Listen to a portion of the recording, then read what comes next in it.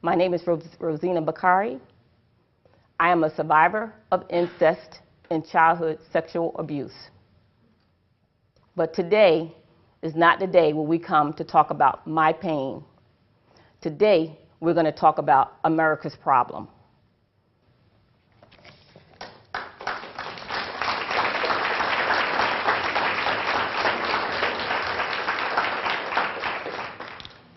Thank you.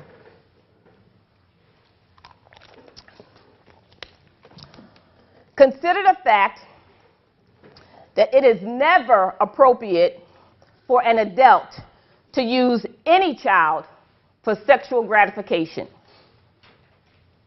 Consider the fact that an adult should never intimately touch or talk to a child in any sexually provocative way. Consider the fact that an adult should not expose children to sexually provocative or intimate acts via real life or media.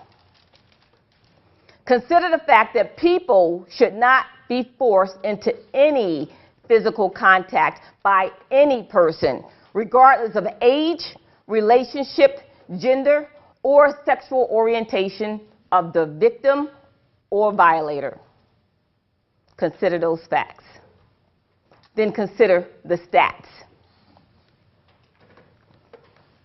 Adults, primarily male and heterosexual, will molest, sexually assault, or rape 1 in 4 girls before they reach the age of 18. Adults, primarily male and heterosexual, will molest, sexually assault, or rape 1 in 6 boys before they reach the age of 18.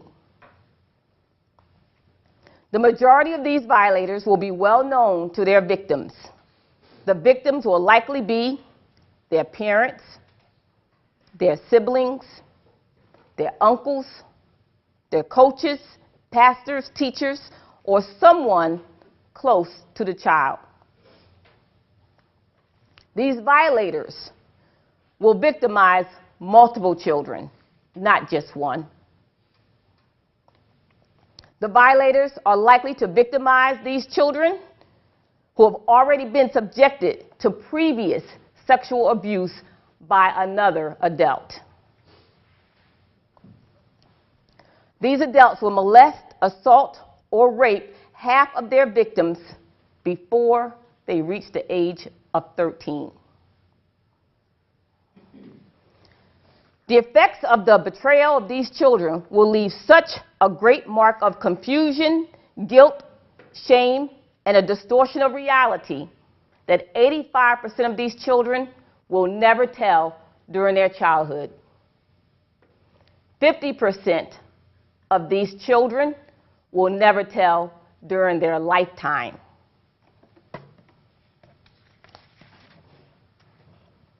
America, we have a problem.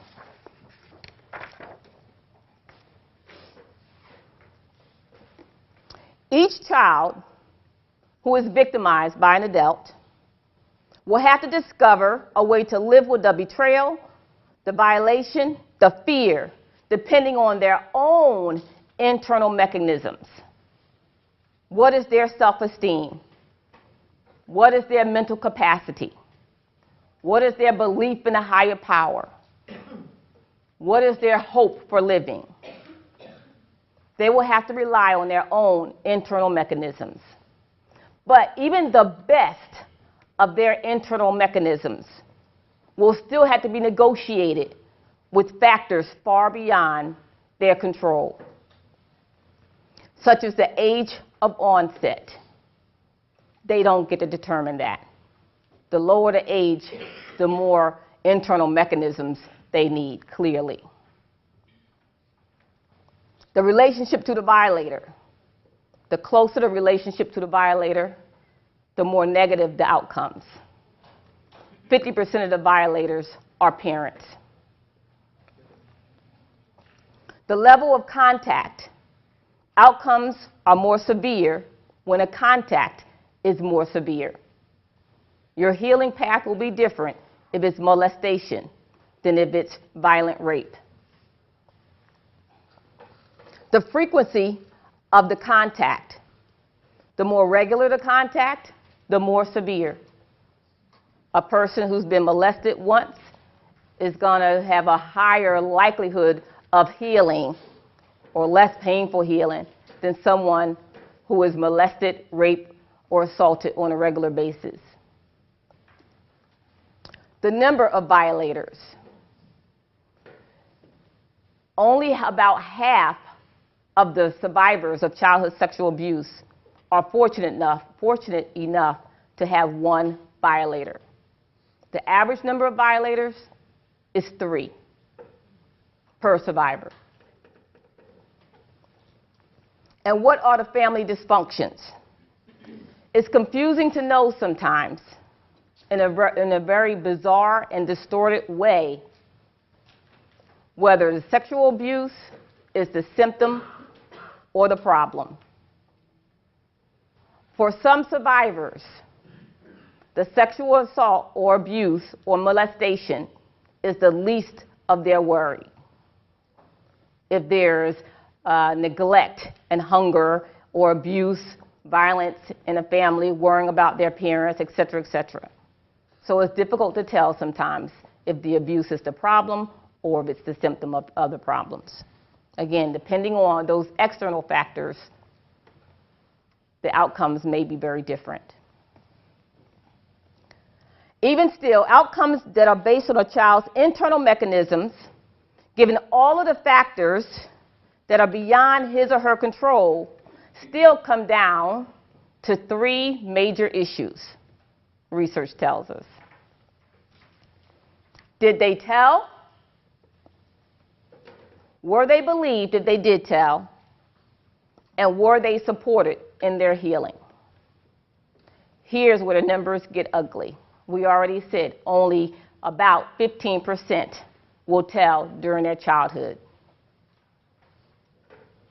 Of those 15%, they're not always supported.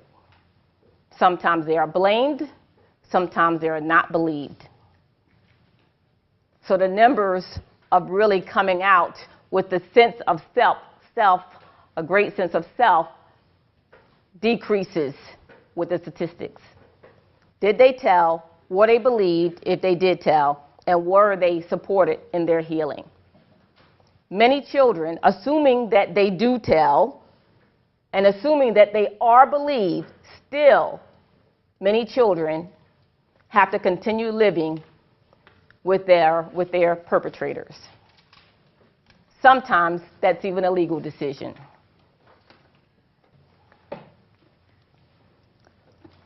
But whether children tell or don't tell, whether they were victims of relatives, family, friends, or the occasional stranger, whether they were under the age of 8 or closer to the age of 18, they will share one characteristic in common with me. They will become an adult survivor of childhood sexual abuse. They will become the invisible victim, not by just their own silence, but by society's denial, by society's paradigms, and by society's ignorance. Estimates of the number of adult survivors of childhood sexual abuse and incest are between 40 and 60 million. Let me put that in further perspective for you. Approximately 2 million people in this country have HIV or have died of AIDS. 19 million people in this country have asthma. 25 million people have diabetes. The number of survivors supersedes that of HIV, asthma, and diabetes combined. We don't have a commercial for that. America, we have a problem. Let's talk about the denial. You cannot fully acknowledge the problem of child sexual abuse and ignore the survivors of it. We all become adult survivors. But somehow we deal with prevention and then we kind of disappear as we age, as if the problem resolves itself. You cannot focus all of your attention on prevention and ignore the cure or the healing process. Even the best child prevention has to include starting with healthy adults. Is there too much at stake, I wonder? Or are there too many stakeholders? The only time the issue is addressed is in high-profile cases that come and go, while 40 million survivors remain invisible. Are we only willing to address abuse from a distance, where we can talk about preventing it because it makes us feel good? But we lose sight of the fight and have to live with when we have to live with the knowledge that we have failed a child, even when, or especially when that child now becomes an adult.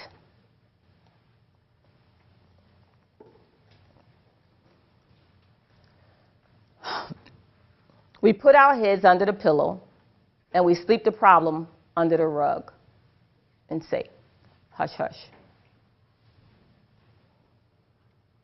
Afraid to acknowledge the family dysfunction, afraid to admit our American failure, hiding from our own cultural shame. So the only acceptable place that we have to take our pain is to a paid listener who charges a hefty hourly fee to keep our secret. We have done a remarkable job with prevention because we have called on community and families to take responsibility. We told them what to look for. We told them what to do. We told them what to say. We told them who to tell. But we have yet to extend those same resources and outreach to adult survivors. We have to change that. America, we have a problem. Let's talk about ignorance. In the same way that we were once ignorant about the potential for abuse, we remain ignorant about the important factors related to healing. We live with the myths and assumptions that childhood trauma is insignificant, or that it should be if you're an adult. Once you're an adult, you get to control your own destiny. The best way to move forward is to forgive and... So we've heard that before. We're ignorant of the long-term effects of childhood trauma. However, we were also once ignorant about corporate punishment. We thought that was good for a child. Research has shown us otherwise. We don't recommend that anymore. And we fight against that now. I also happen to grow up in a time, maybe half of you remember, remember not just when we had tube TVs, but when I grew up, we had 6 channels on television. 3 of them was called UHF. Most of you don't know what that means, right? And UHF only really came in if somebody usually held the antenna and moved it around. So, but at that time, of those 6 channels, only 6 channels on, all of them showed advertisements for cigarettes. And cigarettes were cool and slick and sleek. They showed women in ads, they showed men in ads, they showed camels in ads, right? Because we thought that was cool and acceptable. And then the research came and said it's not. It's not cool and it's not healthy, and we can't promote it. So we are relying on a research to turn us around and put us on a healthier path for survivors as well. And the research is coming in. One of the latest pieces of research by the CDC, the Center for Disease Control, and I think Buzz was mentioning it earlier, shows a relationship between adverse childhood experiences and a lot of health-related negativity. Anything from unwanted pregnancies to heart disease and a whole lot of stuff in between there. And it's also showing that there's a relationship between adverse childhood experiences. So if there's addiction or something else going on in a home, then there's more likely for some sort of abuse to be going on as well. So the research is starting to come in. We're starting to look at more neurological research on adult survivors. It's not pretty. And it's not easy to read, trust me. But it's showing us that the brain is actually different. The way the brain works in adult survivors is literally different than the way that it works in non-survivors. So the data is coming in. Research shows that there are neurological compromises when abuse occurs, especially at those early ages of onset or when abuse is continual. We know too much about the connection between childhood experiences and healthy choices to continue to ignore the data and ignore the survivors. We cannot proceed in ignorance. We have too much to do, and we have to do a much better job at getting the information from the journals and the professional offices into our communities in the same way that we did about child care and the same way that we did about or do about health issues such as smoking. Let's talk about America's paradigms or way of knowing in the world. We live in a world or in a country or in a space where the strong survives. We like things that are tough and rugged.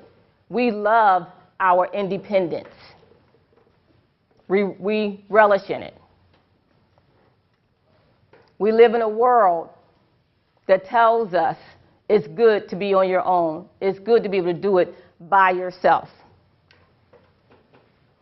We also live in a world where the pursuit of happiness and the appearance of happiness is more important than the experience or state of happiness.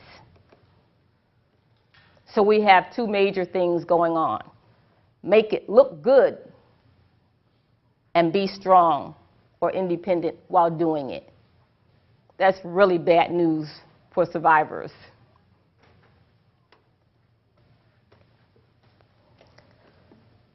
Nearly $10 billion was spent last year on cosmetics, or cosmetics, not just makeup, but cosmetic procedures such as Botox or filling in lips or getting eyelashes. Last time I got a pedicure, in fact, a lady spent 10 minutes asking me if I wanted eyelashes.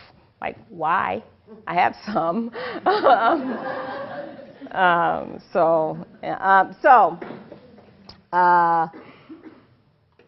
By the time you learn how to use your new electronic device, advertisement will put you in a market to replace it. We live in a state, not Iowa State, but it's the state of being. We live in a state where what we sell you is dissatisfaction. So now we have something else in the pot. Be strong. Make yourself look happy, even if you're not.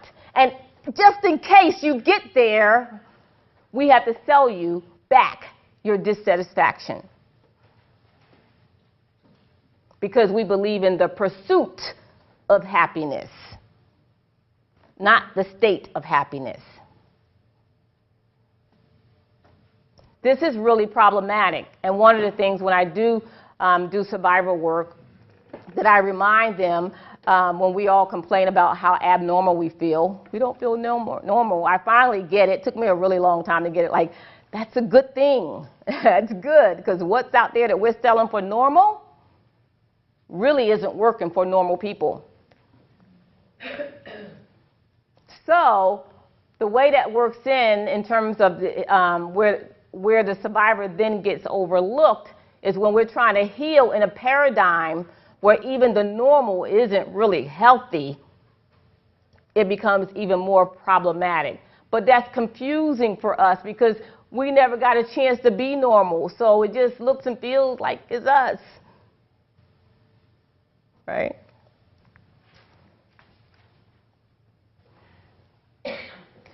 Now, I'm not against enhancing any area of your life with finances, whether it's, I like my technology too.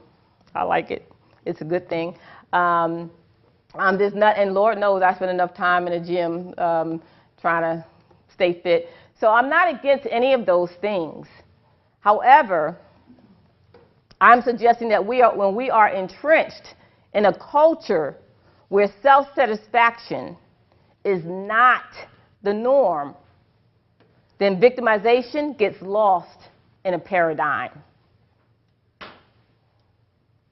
People don't see you as a victim. People just see you as a loser.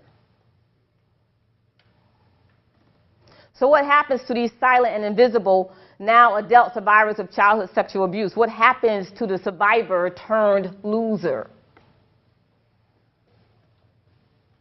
Guess what? If you haven't figured it out already,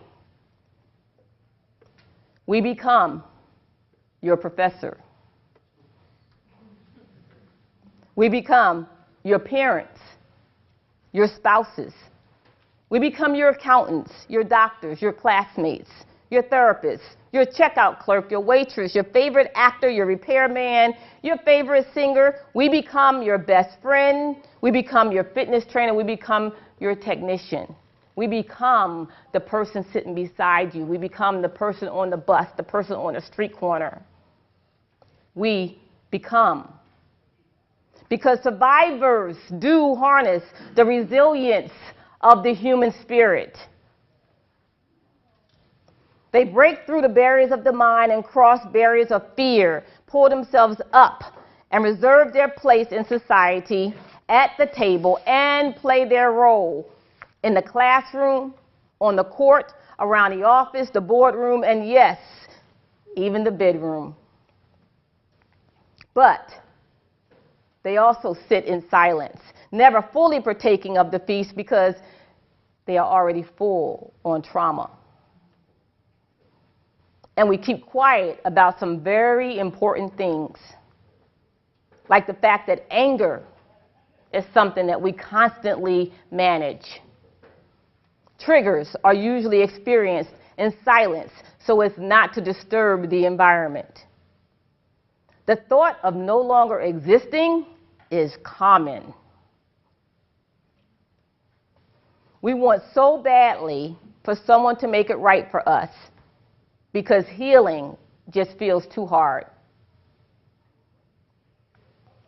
We still don't feel normal. And we quit therapy because it hurts too much. It's not a magic pill. It doesn't always make things better, and sometimes therapy makes it worse.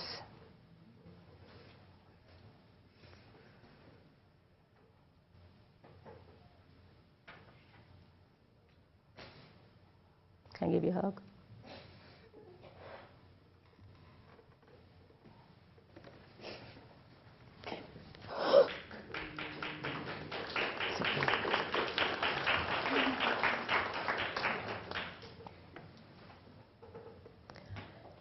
Even if you earn a PhD in psychology, publish academic work, earn a black belt in Taekwondo, stay married for over 21 years, homeschool your children, run marathons, and write poetry, you can still live with post-traumatic stress from being an adult survivor of childhood sexual abuse. Abuse may not kill you, but success won't cure you either. In spite of our resilience, whether we are students or doctors, we still come with some frailty. Survivors have more health-related issues, including HIV, obesity, and heart disease. Survivors are overpopulated in prison. Survivors have difficulty regulating emotions. This is a neurological issue, not just an emotional issue. Survivors are more likely to report use of drugs and drug abuse. Survivors are more likely to experience mental health issues, particularly depression, eating disorders, and dissociative disorders. Survivors are more likely to quit college and have lower GPAs. Survivors are more likely to have unwanted teenage pregnancy. And survivors even earn less income on average than non-survivors, probably due to some of those other factors we just mentioned. So what do we need? What are we asking for? We still need our childhood needs met. Any good theory of psychology will tell you that. Freud, Erikson, Maslow, you will get stuck. You have to have those childhood needs met. We as adults have the same needs as children, same needs as we had as children. Basic needs of safety and belonging still have to be met. They are essential to the quality of our mental health. Whether you are 15 years old or 50 years old, you need your safety needs met, and you need your sense of belonging met. Too many survivors have never experienced a sense of safety or belonging. Too many survivors have never experienced quality mental health. So the same thing that we say, the research shows that we need as children, we need as adults. We need to be able to tell, we need to be believed, and we need to be supported in our healing. You cannot heal in secret. You cannot heal in silence. We have survived. We need help to thrive. We are ready to break our silence. We are ready to lift our heads. We are not asking for permission, but we are hoping for support. Because if you could follow the tracks of our tears, you would be glad that we are finally here. My name is Rosina Bakari, and I am a survivor of incest and childhood sexual abuse. Thank you.